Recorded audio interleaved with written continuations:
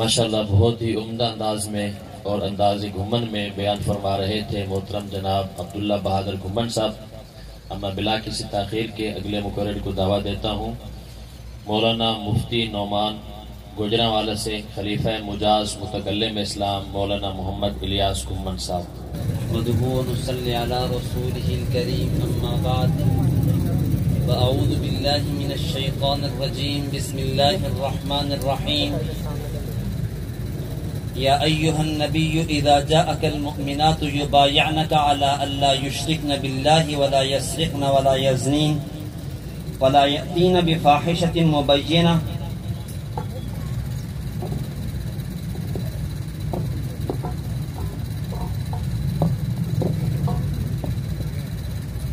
ولا يأتين بفاحشة مبينة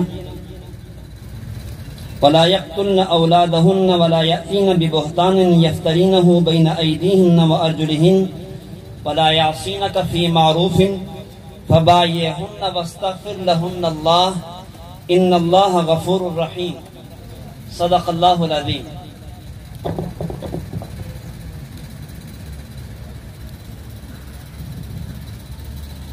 اللہ کریم کا کروڑ کروڑ فضل کرم اور احسان ہوا کہ اس نے آج ہمیں 13ویں سالانہ خانقاہی اجتماع میں شرکت کی توفیق نصیب فرمائی۔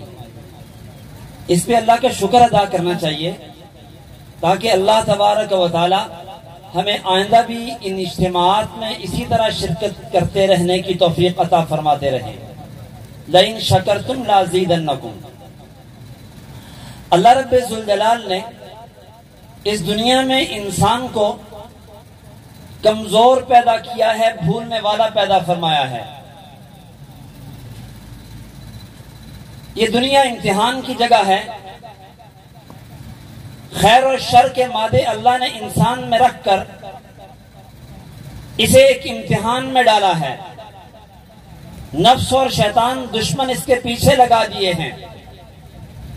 اب اس انسان سے اس دنیا میں خطا بھی ہو جاتی ہے، غلطی بھی ہو جاتی ہے، لیکن غلطی ہو گئی، خطا ہو گئی، گناہ ہو گیا، اس سے پاک ہونے کا کوئی طریقہ اور راستہ بھی ہے یا نہیں؟ کہ ہم گندے ہو گئے ہیں گناہ کی وجہ سے، اب پاک بھی ہو سکتے ہیں یا نہیں؟ تو خدا نے فرمایا ہاں ہو سکتے ہو۔ کس طرح؟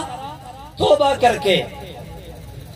چنانچہ اول الناس اول ناس آدم علیہ السلام سے بھول ہوئی۔ انبیاء معصوم ہوتے ہیں، گناہ نبی سے سرزد نہیں ہو سکتا، نبی سے معصیت کا صدور ناممکن ہے۔ بھول ہو گئی، یوں کہہ لیں اجتہادی خطا ہو گئی۔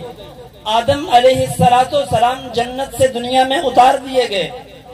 آدم علیہ السلام نے رونا شروع کر دیا۔ کتنا روئے؟ تفسیر کبیر میں روایت ہے، فرمایا اگر پوری دنیا کے انسانوں کا رونا جمع کیا جائے داؤد کا رونا زیادہ ہے۔ داؤد کا اور ساری دنیا کا رونا جمع کیا جائے تو حضرت نوح کا رونا زیادہ ہے۔ نوح، داؤد اور ساری دنیا کا رونا جمع کیا جائے جناب آدم علیہ السلام کا رونا سب سے زیادہ ہے۔ کتنا روئے؟ روایات میں ہے 300 سال تک روتے رہے۔ آدم علیہ السلام روتے روتے ایک دن اچانک کہنے لگے اے اللہ یا ربی، اے میرے رب، بحق محمد اللہ غفرت لی، اے رب محمد کے وسیلے سے تو مجھے معاف فرما دے۔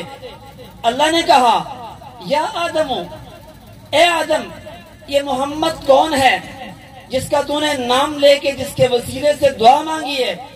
آدم نے کہا یا ربی لما خلقتنی ونفخت فی من روحی فقعدت فنظرت علی قوائم العرش مکتوبا لا الہ الا اللہ محمد الرسول اللہ۔ ربا جب تو نے مجھے پیدا کیا تھا میں بیٹھا، میری پہلی نظر تیرے عرش پہ پڑی، تیرے عرش کے ستون پہ میں نے لکھا دیکھا لا الہ الا اللہ محمد الرسول اللہ، میں اسی دن سمجھ گیا کہ جس کا نام تو نے اپنے نام کے ساتھ لکھا ہے یہ ضرور تیرا کوئی محبوب ہوگا، تو میں نے اس کے واسطے سے تجھ سے دعا کی ہے۔ مجموع الزوائد، مستدرک حاکم، بہت سی کتابوں میں حدیث ہے، نبی پاک علیہ السلام نے فرمایا، اللہ نے کہا ہاں ہاں آدم یہ میرا محبوب ہے، لولا لما خلقتک، لولاہ لما خلقتک، اگر یہ نہ ہوتا میں تجھے بھی پیدا نہ کرتا۔ آدم نے رسول اللہ کے وسیلے سے دعا فرمائی، اللہ نے آدم علیہ السلام کی توبہ کو قبول فرمایا۔ اور پھر خدا نے دعا دی، کیا ربنا ظلمنا انفسنا وان لم تغفر لنا وترحمنا لنكونن من الخاسرین۔ اب یہ دعا اللہ نے آدم کے ذریعے سے ہمیں بھی دی ہے، قیامت تک جو شخص بھی گناہگار ہو جائے، غلطی ہو جائے، بھول ہو جائے، یہ کلمات پڑھے اللہ معاف فرما دیتے ہیں۔ کیا مطلب یہ کہ انسان خطا کار ہے، کل بنی آدم خطاؤن وخیر الخطائین التوابون۔ گناہ تو ہو سکتا ہے لیکن گناہ سے پاک ہونے کا بھی کوئی راستہ ہے یا نہیں؟ تو خدا نے کہا ہاں گناہ سے پاک ہونے کا راستہ بھی ہے، اور وہ ہے توبہ و استغفار۔ جب میں توبہ و استغفار کرتا ہوں اللہ رب ذوالجلال میرے گناہ کو معاف فرما دیتے ہیں، اللہ تبارک و تعالی میری بخشش فرما دیتے ہیں۔ اب توبہ کرنی ہے میں نے، ایک طریقہ یہ ہے کہ میں تنہائی میں بیٹھ جاؤں، اللہ کو یاد کروں، روؤں، آنسو بہاؤں، خدا مجھے معاف کر دے، یہ طریقہ بھی خدا کو پسند ہے۔ چنانچہ حدیث پاک میں ہے اللہ تبارک و تعالیٰ کے عرش کے سائے میں قیامت کے دن 7 خوش نصیب لوگ ہوں گے، ان میں ایک رجل ذکر اللہ خالیا ففاضت عینا، وہ بندہ جس نے خلوت اور تنہائی میں خدا کو یاد کیا، آنسو بہائے، یہ قیامت کے دن اللہ کے عرش کے سائے میں ہوگا۔ یہ بھی طریقہ اچھا ہے، لیکن اس طریقے پہ ممکن ہے کہ استقامت اور دوام نہ ہو سکے، پھر گناہ ہو جائے۔ ایک طریقہ اور خدا نے بتایا، وہ کیا؟ قرآن کہتا ہے وَلَوْ أَنَّهُمْ إِذْ ظَلَمُوا أَنفُسَهُمْ جَاءُوكَ فَاسْتَغْفَرُوا اللَّهَ وَاسْتَغْفَرَ لَهُمُ الرَّسُولُ لَوَجَدُوا اللَّهَ تَوَّابًا رَحِيمًا۔ اگر ان لوگوں سے، اگر آپ کی امتیوں سے، میرے بندوں سے گناہ ہو جائے اور یہ اس گناہ کے بعد آپ کے پاس آئیں، جاؤکا فاستغفر اللہ، وہ خود بھی اللہ سے معافی مانگیں، توبہ کریں، آپ بھی ان کے لیے اللہ سے معافی مانگیں، لوجد اللہ توابا رحیما، خدا کو توبہ قبول کرنے والا، رحم کرنے والا پائیں گے۔ کیا مطلب؟ دوسرا طریقہ یہ ہے کہ نبی دنیا سے پردہ فرما گئے، اب وارثان نبوت دنیا میں موجود ہیں، ان میں سے کسی کے ہاتھ پہ جا کے میں توبہ کرتا ہوں اور ان کو گواہ بناتا ہوں، تو یہ توبہ میری مستقل ہوگی، وہ میرے گواہ بھی بن جائیں گے اور خدا مجھے اس پہ استقامت بھی عطا فرمائے گا۔ تو یہ دوسرا طریقہ خدا نے بتایا۔ چنانچہ جناب رسول اللہ صلی اللہ علیہ وسلم کے بعد صحابہ آتے تھے اور آ کے اپنے گناہوں سے معافی مانگتے تھے، بسا اوقات اعتراف کرتے تھے۔ مائد اسلمی آتے ہیں، یا رسول اللہ گناہ ہو گیا ہے، ناپاک ہو گیا ہوں، پاک کر دیجئے۔ غامدیہ عورت آتی ہے، اللہ کے نبی ناپاک ہو گئی ہوں، پاک کر دیجئے۔ قرآن نے کہا یا ایھا النبی اذا جاءک المؤمنات یباینک علی الا یشرکن باللہ، اے نبی پاک جب آپ کے پاس مومن عورتیں آئیں، آپ کے ہاتھ پہ عہد کریں کہ شرک نہیں کریں گی، چوری نہیں کریں گی، زنا نہیں کریں گی، اولاد کو قتل نہیں کریں گی، بہتان نہیں لگائیں گی، کسی معروف کام کی مخالفت نہیں کریں گی، فبایعہن، اے نبی پاک ان کو بیعت کیجئے، واستغفر لہن اللہ، اور ان کے لیے اللہ سے معافی مانگیے۔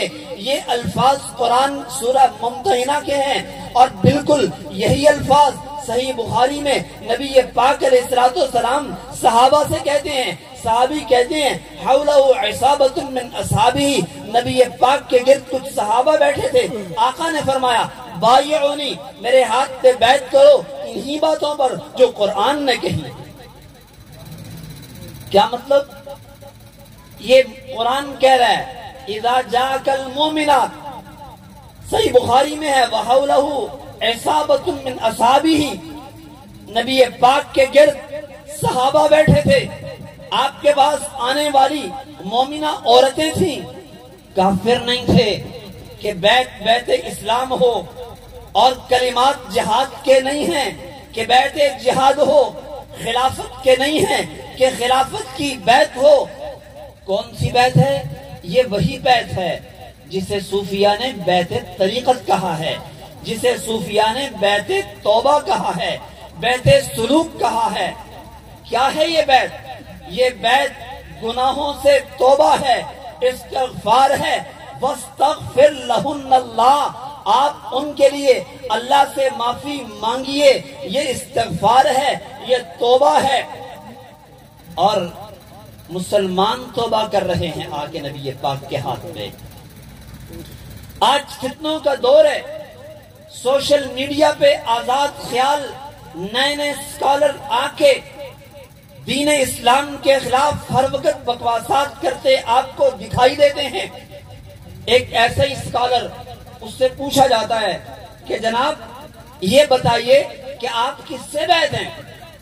وہ جواب میں کہتا ہے مجھے تو گھن آتی ہے ان توبہ کے کلمات سے بھی، کہ ان میں جرم کا، گناہ کا اعتراف ہے، اور یہ کلمات چرچ اور پادری سے درام کیے گئے ہیں، وہاں سے لائے گئے ہیں. بتائیے قرآن پاک میں جو الفاظ اللہ نے کہے ہیں یہ کلمات استغفار کے ہیں، توبہ کے ہیں. خدا تعالیٰ کہہ رہے ہیں کہ مومنہ عورتوں سے اور حدیث کہہ رہی ہے مردوں سے وعدہ لیجئے کہ آئندہ گناہ نہیں کریں گے، اور قرآن کہہ رہا ہے ان کے لیے استغفار کیجئے. اور یہی بیعت تو ہمارے ہاں خانقاہوں میں کی جاتی ہے، اس کے علاوہ اور کیا ہوتا ہے؟ جرم کا اعتراف کہنا یہ چاہتا ہے کہ جی جرم کا اعتراف کروایا جا رہا ہے.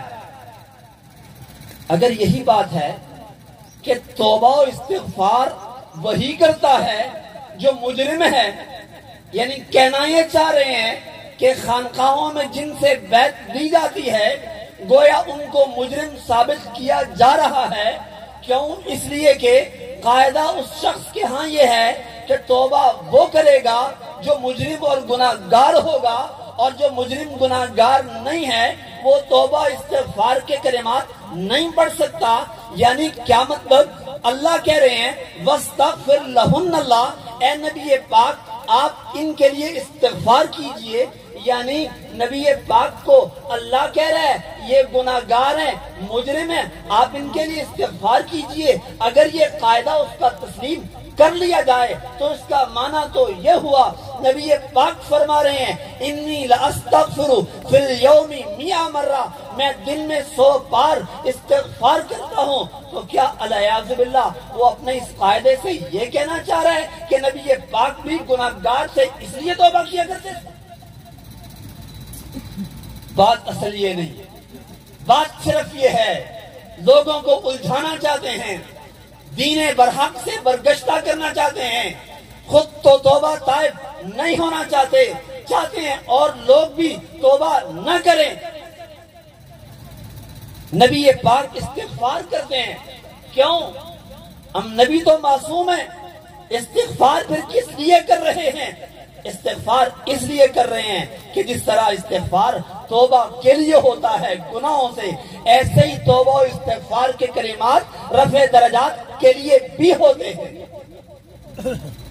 ہاں بیعت کر رہے ہو کل بنی آدم خطا، کون ہے جس نے گناہ نہ کیا ہو؟ ایو عبد لم یذنب. ابو بکر صدیق نبی پاک کے پاس آتے ہیں، یا رسول اللہ کون ہے جس سے گناہ نہ ہوا ہو؟ چھوٹے موٹے گناہ تو ہر انسان سے ہو سکتے ہیں، انبیاء معصوم ہیں، صحابہ محفوظ ہیں، نبی وہ ہوتا ہے کہ جس سے خدا گناہ ہونے نہیں دیتا، اور صحابی وہ ہوتا ہے جس کے نامہ اعمال میں خدا رہنے نہیں دیتا۔ لیکن آج ہم ہیں، گناہ ہوتے ہیں، توبہ کرتے ہیں، تو یہ بیعت کیا ہے؟ یہ پچھلے گناہوں سے توبہ ہے اور آئندہ گناہ نہ کرنے کا عزم ہے۔ چنانچہ صحابی رسول حضرت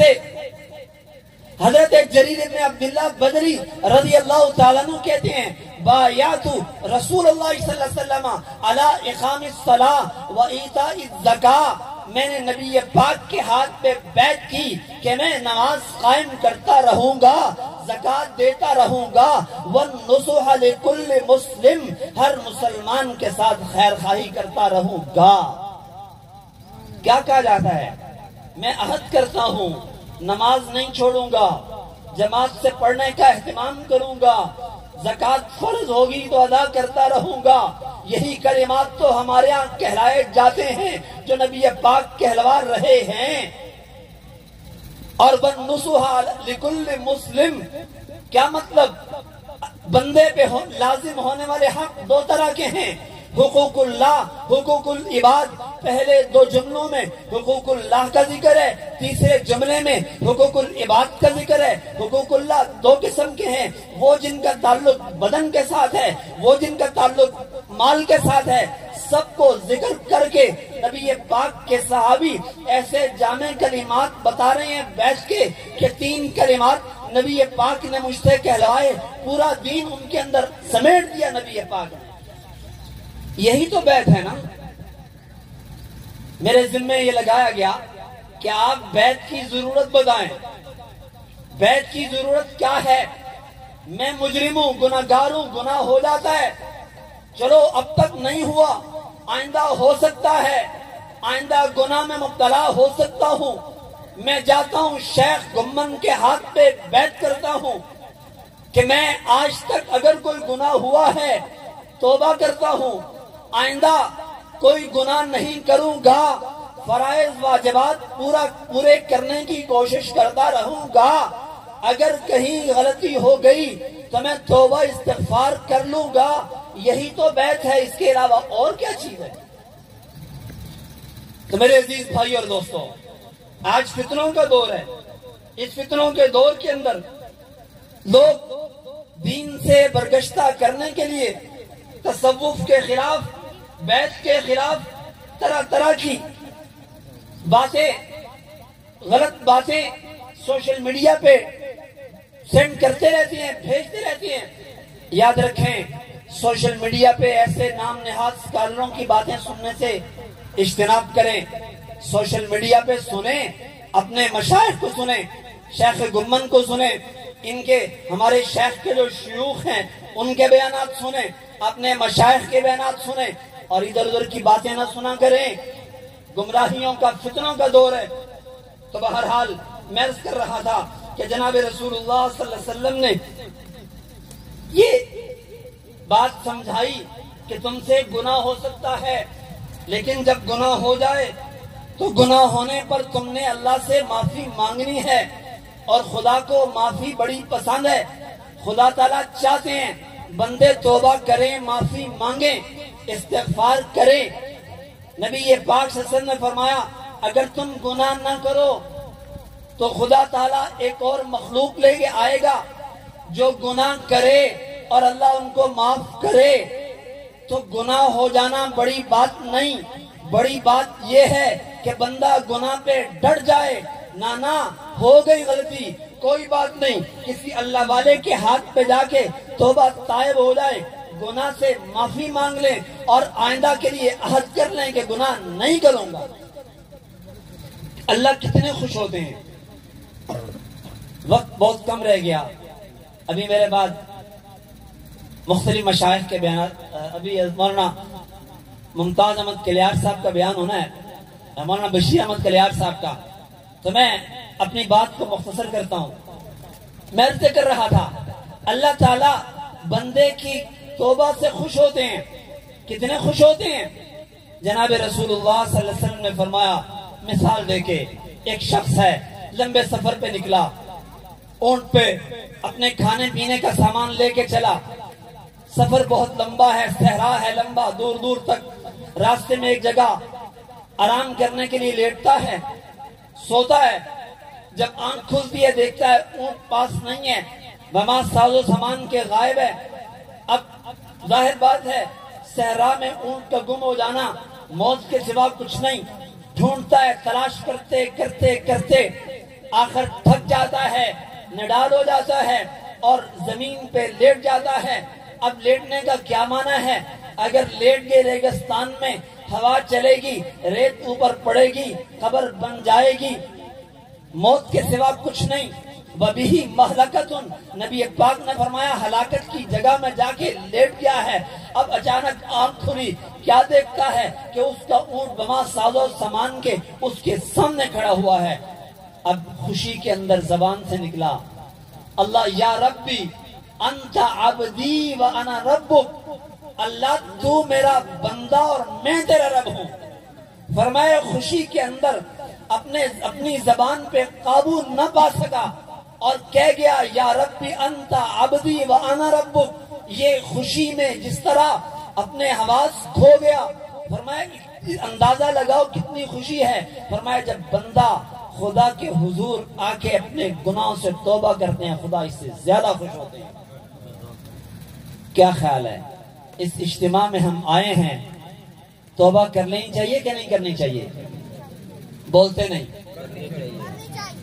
تو سب میرے ساتھ کہہ لیں اللہ میری توبہ, اے اللہ میری توبہ, اے اللہ میری توبہ.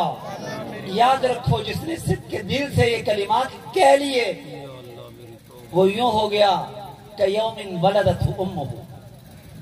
لیکن 3 شرائط لکھی ہیں, 4 شرائط علماء نے. ان یقلع عن المعصیہ, گناہ سے الگ ہو جائے. بحمد اللہ تعالی ہم میں سے کوئی بھی اس وقت گناہ میں نہیں. نمبر 2 ان یندم علیہا, جو ہو گئے ندامت پشیمانی. نمبر 3 یہ عزم کرے اللہ یعود الیہ ابدا, ان یعزم عزما جازما, پکا ارادہ آئندہ کبھی گناہ نہیں کروں گا. اگر حقوق اللہ یا حقوق العباد ذمے میں ہیں ادا کر دے. بس یہ کام جس نے 4 کر لی ہے نا, توبہ کے کلمات کے لیے گناہوں سے پاک صاف ہو گیا. اللہ رب ذوالجلال خانقاہ حنفیہ میں آنے کی برکت سے ہماری توبہ بھی قبول فرمائے اور ان اہل حق کے ساتھ ہمیں زندگی بھر جڑے رہنے کی توفیق عطا فرمائے. وآخر دعوانا ان الحمدللہ رب العالمین.